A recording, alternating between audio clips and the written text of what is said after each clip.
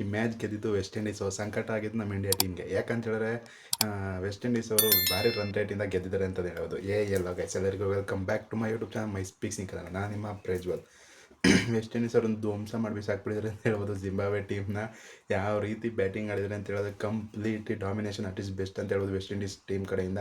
2016 ಹೆಂಗೆ ಆಡ್ತಾಯಿದ್ರು ಅದೇ ಥರ ಸೇಮ್ ವೈಬನ್ನು ಕೊಡ್ತಾಯಿದ್ದಾರೆ ವೆಸ್ಟ್ ಇಂಡೀಸ್ ಟೀಮ್ ಅವರು. ಬ್ಯಾಟಿಂಗ್ ಆಗಿರ್ಬೋದು, ಬೌಲಿಂಗ್ ಆಗಿರ್ಬೋದು, ಫೀಲ್ಡಿಂಗ್ ಅಂತೂ ಇನ್ನೂ ಅದ್ಭುತವಾಗಿ ಹಿಡಿತಾ ಇದ್ದಾರೆ ಅಂತಲೇ ಹೇಳ್ಬೋದು. ಇವತ್ತು T20 ವರ್ಲ್ಡ್ ಕಪ್ದು ವೆಸ್ಟ್ ಇಂಡೀಸ್ ವರ್ಸಸ್ ಮತ್ತು ಜಿಂಬಾಬ್ವೆದು ಗ್ರೂಪ್ ಯಾವುದು ಮ್ಯಾಚ್ ಇತ್ತು. ಜಿಂಬಾಬ್ವೆ ಫಸ್ಟ್ ಟಾಸ್ ಗೆದ್ದು ಬೌಲಿಂಗ್ ಆಯ್ಕೆ ಮಾಡ್ಕೊಳ್ತಾರೆ. ಬ್ಯಾಟಿಂಗ್ಗೆ ಬರ್ತಾರೆ ಬ್ರೆಂಡನ್ ಕಿಂಗ್ ಹಾಗೂ ಶಾಯ್ ಹೋಪ್ ಅವರು. ಅಷ್ಟೊಂದೇನು ಕಾಂಟ್ರಿಬ್ಯೂಟ್ ಬರೋದಿಲ್ಲ. ಬ್ರೆಂಡನ್ ಕಿಂಗ್ ಅವರು 9 ರನ್ಗೆ ಔಟ್ ಆಗಿ ಹೋಗ್ತಾರೆ. ಅದಾದಮೇಲೆ ಬರ್ತಾರೆ ಶಿಮ್ರಾನ್ ಇಟ್ಮಯರ್ ಹಾಗೂ ಶಾಯ್ ಹೋಪ್ ಅವರು ಸಖತ್ತಾಗಿ ಬ್ಯಾಟಿಂಗ್ ಆಡಿ ಪವರ್ ಪ್ಲೇ ಲಾಸ್ಟ್ ಒಂದು ಬಾಲ್ ಇರುವಾಗ ಶಾಯ್ ಹೋಪ್ ಅವರು ಔಟ್ ಆಗಿ ಹೋಗ್ತಾರೆ.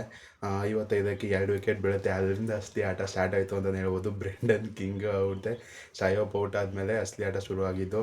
ಶಿಮ್ರಾನ್ ಇಟ್ಮಯರ್ ಹಾಗೂ ರೋಮನ್ ಪವಲ್ ಅಂತೂ ಅದ್ಭುತವಾದ ಪಾರ್ಟ್ನರ್ಶಿಪ್ಪನ್ನು ಕಲೆ ಹಾಕ್ತಾರೆ. 54ಕ್ಕೆ 2 ವಿಕೆಟ್ನ ಬಿದ್ದಿದ್ದು 176 ರನ್ಗೆ 3 ವಿಕೆಟು, ಇನ್ನೊಂದು ವಿಕೆಟ್ ಬೀಳುತ್ತೆ. ಆವಾಗ 122 ರನ್ಗಳ ಭರ್ಜರಿ ಪಾರ್ಟ್ನರ್ಶಿಪ್ನ ಕಲೆ ಹಾಕ್ತಾರೆ ಅಂತಲೇ ಹೇಳ್ಬೋದು. ಅದರಲ್ಲೂ ಶಿಮ್ರಾನ್ ಇಟ್ಮಯರ್ ಅಂತೂ ಅದ್ಭುತವಾದ ಪ್ಲೇಯರು. 84 run just from 34 ಬಾಲ್ಸಲ್ಲಿ ಹೊಡೆದಾಕ್ಬಿಟ್ಟಿರ್ತಾರೆ. ಸಖತ್ತಾಗಿ ಆಡ್ತಾರೆ ಅಂತಲೇ ಹೇಳ್ಬೋದು ಶಿಮ್ರಾನ್ ಇಟ್ಮಯರ್ ಅವರು. ಸಿಕ್ಸ್ಗಳಲ್ಲೇ ಡೀಲ್ ಮಾಡ್ತಾ ಇರ್ತಾರೆ ಅಂತ ಹೇಳ್ಬೋದು. ನಮ್ಮ ಇಂಡಿಯಾ ಟೀಮಲ್ಲಿ ಹೆಂಗೆ ಶಿವಮ್ ದುಬೆ ಹೆಂಗೆ ವೆಸ್ಟ್ ಇಂಡೀಸ್ ಕಡೆ ಶಿಮ್ರಾನ್ ಇಟ್ಮಯರ್ ಕೂಡ ಹಂಗೆ ಅಂತ ಹೇಳ್ಬೋದು. ಶಿಮ್ರಾನ್ ಇಟ್ಮಯರ್ ಅವರು ಆಲ್ಮೋಸ್ಟ್ 200+ ಸ್ಟ್ರೈಕ್ ರೇಟಲ್ಲಿ ಆಡ್ತಾಯಿದ್ದಾರೆ. ಇಲ್ಲಿ ರೋಮನ್ ಪವಲ್ ಕೂಡ ಅವ್ರೇನು ಕಮ್ಮಿ ಇಲ್ಲ, 180 ಸ್ಟ್ರೈಕ್ ರೇಟಲ್ಲಿ ಆಡ್ತಾ ಇರ್ತಾರೆ. ಅವರೊಬ್ಬರೇ ಅಂತಾನೆ ಅದು ಲೋಯೆಸ್ಟ್ ಸ್ಟ್ರೈಕ್ ರೇಟಲ್ಲಿ ಆಡಿರೋದು ಅಂತ ಹೇಳ್ಬೋದು ರೋಮನ್ ಪವಲ್ ಅವರು. ಅದಾದಮೇಲೆ ಶಿಮ್ರಾನ್ ಇಟ್ಮಯರ್ ಔಟ್ ಆಗಿ ಹೋಗ್ತಾರೆ. ಆಮೇಲೆ ರೋಮನ್ ಪವಲ್ ಕೂಡ ಔಟ್ ಆಗಿ ಹೋಗ್ತಾರೆ. ಇಷ್ಟು ಸ್ಕೋರ್ ಅಷ್ಟೊಂದು ಬರೋಕ್ಕೆ ಚಾನ್ಸೇ ಆಗ್ತಿರಲಿಲ್ಲ. ಅದಾದಮೇಲೆ ಬಂದಂಥ ಶಫಾನೆ ರುತರ್ಫೋರ್ಡ್ ಕೂಡ ಇನ್ನೂ ಹೊಡೆಯೋ ಸ್ಟಾರ್ಟ್ ಮಾಡಿಬಿಡ್ತಾರೆ. 16-17 ಬಾಲಲ್ಲಿ 31 ರನ್ಸ್ನ ಹೊಡೆದಾಕ್ಬಿಡ್ತಾರೆ ಶಫಾನೆ ರುತರ್ಫೋರ್ಡ್ ಅವರು. ಇನ್ನು ಆರ್ ಸಿ ಬಿಲಿ ಆಡೋವಂಥ ರೊಮಾರಿಯೋ ಶಫರ್ಡ್ ಕೂಡ ಬಂದ್ಬಿಟ್ಟು ಸಖತ್ತಾಗಿ ಕಾಂಟ್ರಿಬ್ಯೂಟ್ ಮಾಡ್ತಾರೆ ಅಂತಲೇ ಹೇಳ್ಬೋದು. 21 ರನ್ಗಳ ಭರ್ಜರಿಯಾಗಿ ಹೊಡಿತಾರೆ ಅಂತ ಹೇಳ್ಬೋದು. ಅದನ್ನು ತಿರ್ಗಾ ಬಂದು ಜೇಸನ್ ಹೋಲ್ಡರ್ ಕೂಡ ಬಂದು ಹೊಡಿತಾರೆ. ಇದು T20 ವರ್ಲ್ಡ್ ಕಪ್ಪಲ್ಲಿ 2ನೇ ಹೈಯೆಸ್ಟ್ ಸ್ಕೋರ್ ಆಗಿದೆ ಅಂತಲೇ ಹೇಳ್ಬೋದು.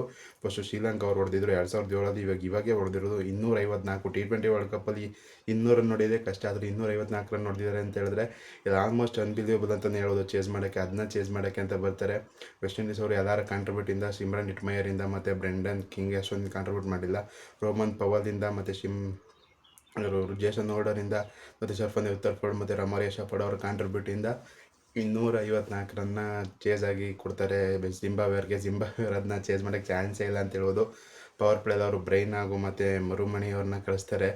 ಅವರು ಕೂಡ ಅಷ್ಟೊಂದೇನು ಕಾಂಟ್ರಿಬ್ಯೂಟ್ ಮಾಡಿಲ್ಲ. ಬಂದ್ಬಿಟ್ಟು ಮೈಯರ್ ಸ್ವಲ್ಪ ಚೆನ್ನಾಗಿ ಆಡ್ತಾರೆ ಅಂತ ಹೇಳ್ಬೋದು. ಪವರ್ ಪ್ಲೇನೇ ಧ್ವಂಸ ಮಾಡಿಬಿಟ್ಬಿಡ್ತಾರೆ ಅಂತಲೇ ಹೇಳ್ಬೋದು. ಆಲ್ಮೋಸ್ಟ್ 43 ರನ್ಗೆ 3 ವಿಕೆಟ್ನ ತಗೊಳ್ತಾರೆ. ಅಕೀಲ್ ಹುಸೇನ್ ಅವರು ಪವರ್ ಪ್ಲೇಲೇ ಸಖತ್ತಾಗಿ ಬೌಲಿಂಗ್ ಮಾಡ್ತಾರೆ ಅಂತ ಹೇಳ್ಬೋದು. ಯಾಕಂತ ಹೇಳಿದ್ರೆ ಅಕೀಲ್ ಹುಸೇನ್ ಅವರು ಪವರ್ ಪ್ಲೇಲೇ ಬೌಲಿಂಗ್ ಮಾಡೋದು. CSK ಅವರು ತೊಗೊಂಡಿದ್ದಾರೆ, ಅವ್ರನ್ನ ಒಳ್ಳೆ ಪಿಕ್ ಅಂತಲೇ ಹೇಳ್ಬೋದು CSK ಅವ್ರಿಗೆ. ಮತ್ತು ಅದಾದಮೇಲೆ ಮ್ಯಾಥ್ಯೂ ಫೋರ್ಡ್ ಅಂತ ಇರೋರು, ಅವರು ಸಖತ್ತಾಗಿ ಬೌಲಿಂಗ್ ಮಾಡಿ 2 ವಿಕೆಟ್ನ ತಗೊಳ್ತಾರೆ. ಜೇಸನ್ ಅವ್ರಿಗೆ 1 ವಿಕೆಟ್ ಬೀಳುತ್ತೆ. ಮೇನ್ ವಿಕೆಟ್ಗಳೆಲ್ಲ ಎತ್ತಿದಂದರೆ ಗುಡಗೇಶ್ ಮೋಟಿ ಅವರು. ಸಖತ್ತಾದಂಥ ಲೆಫ್ಟ್ ಆರ್ಮ್ ಸ್ಪಿನ್ನರ್ ಅವರು. ಜೆನ್ಯೂನ್ ಲೆಫ್ಟ್ ಆರ್ಮ್ ಸ್ಪಿನ್ನರ್ ಥರ ಕಾಣ್ತಿದ್ದಾರೆ. ಆಲ್ಮೋಸ್ಟ್ ನಮ್ಮ ಜಡೇಜಾ ಟೈಪ್ ಅಂತಲೇ ಹೇಳ್ಬೋದು. ಬ್ಯಾಟಿಂಗ್ ಅಷ್ಟೊಂದು ಕಾಂಟ್ರಿಬ್ಯೂಟ್ ಮಾಡಲ್ಲ. ಆಮೇಲೆ ಬಂದು ಇಷ್ಟು ಹತ್ರನೂ ಬರ್ತಾಯಿರಲಿಲ್ಲ ಗುರು ಈ ಜಿಂಬಾಬ್ವೆ ಅವರು. ಇವನ್ಸ್ ಅನ್ನೋರು ಸ್ವಲ್ಪ ಸಖತ್ತಾಗಿ ಆಡ್ತಾರೆ ಅಂತ ಹೇಳ್ಬೋದು. ಆಲ್ಮೋಸ್ಟ್ ಇದು 150 ರೇಂಜ್ಗೆ ವಿಕ್ಟ್ರಿ ರನ್ಸ್ನ ಬಂದ್ಬಿಡೋದು. ಆದರೂ ಕೂಡ ಸ್ವಲ್ಪ ಕಾಂಟ್ರಿಬ್ಯೂಟ್ ಮಾಡಿದ್ದು ಇವನ್ಸ್ ಅವರು ಅಂತ ಹೇಳ್ಬೋದು. ಬೌಲಿಂಗು ಸ್ವಲ್ಪ ಕಾಂಟ್ರಿಬ್ಯೂಟ್ ಮಾಡಿದ್ದಾರೆ. ಆ ಕಡೆ ಬ್ಲೆಸ್ಸಿಂಗ್ ಮುಜಾರ್ಮನಿ ಮತ್ತು ನಗಾರ ಅನ್ನೋರು ಅವರು ಕೂಡ 2 ವಿಕೆಟ್ ತೊಗೊಂಡು, ಮತ್ತು ಬ್ಲೆಸ್ಸಿಂಗ್ ಮುಜಾರಿಗೆ 1 ವಿಕೆಟ್ ಬಿದ್ದಿದೆ. ಯಾರೋ ಬ್ರೆಂಡನ್ ಇವಾನ್ಸ್ ಅನ್ನೋರ್ಗೆ ಅವ್ರಿಗೊಂದು ವಿಕೆಟ್ ಬಿದ್ದಿದೆ ಅಂತಲೇ ಹೇಳ್ಬೋದು. ಈ ಕಡೆ ಜಿಂಬಾಬ್ವೆ ಕಡೆ ಯಾರು ಕೂಡ ಅಷ್ಟೊಂದು ಕಾಂಟ್ರಿಬ್ಯೂಟ್ ಮಾಡಲ್ಲ. ಲಾಸ್ಟಲ್ಲಿ ಬಂದು ಹೊಡೆದಿದ್ದೆ ಇವಾನ್ಸ್ ಅವರು. ಅದು ಬಿಟ್ಟರೆ ಅಕೀಲ್ ಹುಸೇನ್ ಅವರು ಸೂಪರಾಗಿ ಬೌಲಿಂಗ್ ಮಾಡಿ 3 ವಿಕೆಟ್ ತೊಗೊಂಡ್ರು. ಮತ್ತು ಗುಡಗೇಶ್ ಮೋಟಿ ಅವರು 4 ವಿಕೆಟ್ ತೊಗೊಂಡ್ರು. ಜೇಸನ್ ಹೋಲ್ಡರ್ 1 ವಿಕೆಟ್ ತೊಗೊಂಡ್ರು. ಮ್ಯಾಥ್ಯೂ ಫೋರ್ಡ್ ಅವರು 2 ವಿಕೆಟ್ ತೊಗೊಂಡಿದ್ದಾರೆ ಅಂತಲೇ ಹೇಳ್ಬೋದು. ಸಖತ್ತಾಗಿ ಬೌಲಿಂಗ್ ಮಾಡಿದ್ದಾರೆ ಅಂತಲೇ ಹೇಳ್ಬೋದು. ಹಾಗಾಗಿ 107 ರನ್ಗಳ ಭರ್ಜರಿ ಜಯ ಅಂತಲೇ ಹೇಳ್ಬೋದು.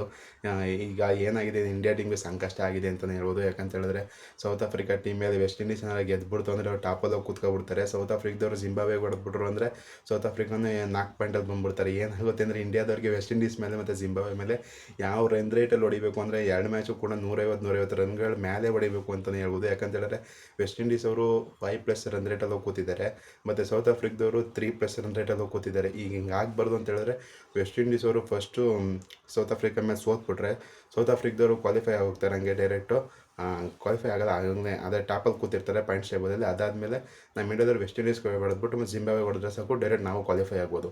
ಹಾಗಾಗಿ ಜಿಂಬಾಬ್ವೆ ಅವರು ಮತ್ತು ವೆಸ್ಟ್ ಇಂಡೀಸ್ ಮೇಲೆ ಹೊಡಿಲೇಬೇಕು ಟೀಮ್ ಇಂಡಿಯಾದವರು. First West Indies South Africa ಟೀಮಲ್ಲಿ ಸೋಲ್ಬೇಕು, ಅದೇ ಮೇಯ್ನು ಇಲ್ಲಿರೋದು. ಅದು ಬಿಟ್ಟರೆ ಇನ್ನೇನು ಇಲ್ಲ. ಈ ವಿಡಿಯೋನ ನಿಮಗೆ ಇಷ್ಟ ಲೈಕ್ ಮಾಡಿ, ಶೇರ್ ಮಾಡಿ, ಸಬ್ಸ್ಕ್ರೈಬ್ ಮಾಡಿ.